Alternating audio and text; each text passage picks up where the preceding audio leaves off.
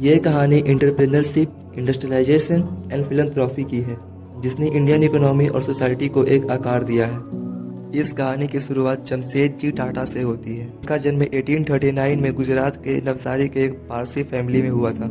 अपने शुरुआती दिनों में वे अपने पिता के व्यापार में हाथ बताते थे। उन्होंने अपनी पहली कंपनी 1868 में शुरू की। जमशेदजी टाटा को फादर ऑफ इंडियन इंडस्ट्री के रूप में जाना जाता है। उनका नज़रिया कभी भी सिर्फ प्रॉफिट कमाने तक सीमित नहीं था, बल्कि इंडिया में इंडस्ट्रियल डेवलपमेंट की बुनियाद रखना उनका असली मकसद था। उनका सपना भारत का पहला स्टील प्लांट सेटअप करने का था, जो 1907 में टाटा स्टील के रूप में उनके निधन के पश्चात पूरा हुआ। टाटा स्टील टिस्को की स्थापना जमशेदपुर में की गई, जिसे आज टाटा नगर के नाम से जानते हैं।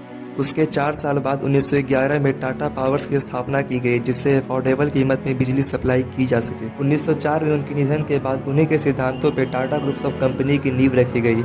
सर दोराबजी टाटा, इनका जन्म 1859 में हुआ था। ये जमशेदजी टाटा के बड़े बेटे थे। 1907 में अपने पिता का सपना पूरा करने के बाद 1932 में सर दोराबजी टाटा ट्रस्ट की स्थापना की, जो आज भारत के सबसे बड़े चैरिटी ट्रस्ट में से एक है। साथ ही साथ उन्होंने TISS Tata institute of social science की स्थापना में योगदान दिया, जो आज मानव अधिकार और सामाजिक न्यायता पर केंद्रित है।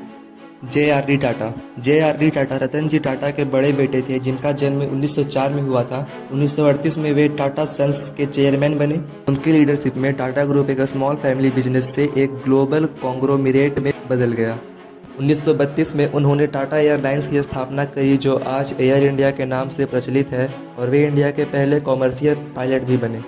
JRD टाटा ने टाटा ग्रुप्स को कई इंडस्ट्रीज में डाइवर्सिफाई भी किया, जैसे chemicals, engineerings, IT and hospitality.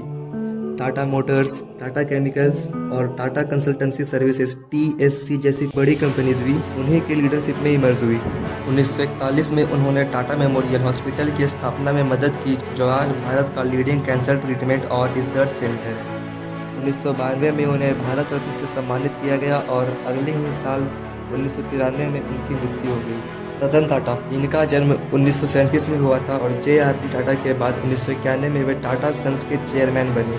उन्होंने बिजनेस को एक ग्लोबल प्लेयर बना दिया। सन 2000 में स्थापित टिटली टी, जो टाटा ग्लोबल बेवरेज को दुनिया की सबसे बड़ी टी कंपनीज में शामिल करती है। 2007 की ओरस स्टील, जो टाटा स्टील को दुनिया की 5वीं सबसे बड़ी स्टील प्रोड्यूसर बनाती है। 2008 की जैगुआर लैंड रोवर, जो टाटा मोटर्स को एक इंटरनेशनल ऑटोमोटिव इंडस्ट्री बनाती है। रतन टाटा भी अपने पूर्वजों की तरह चैरिटी ट्रस्ट और मिडिल क्लास सोसाइटी के लिए कंट्रीब्यूट करते थे। 2012 में ये चेयरमैन की पोस्ट से रिटायर हो गए और 9 अक्टूबर 2024 को उनकी मृत्यु हो गई। टाटा फैमिली ने मॉडर्न भारत को एक शेप किया है। इस ग्रुप के commitment ethical business practices, innovations और सोशल वेलफेयर के प्रति है, जो टाटा लेगेसी को आगे बढ़ाता रहेगा।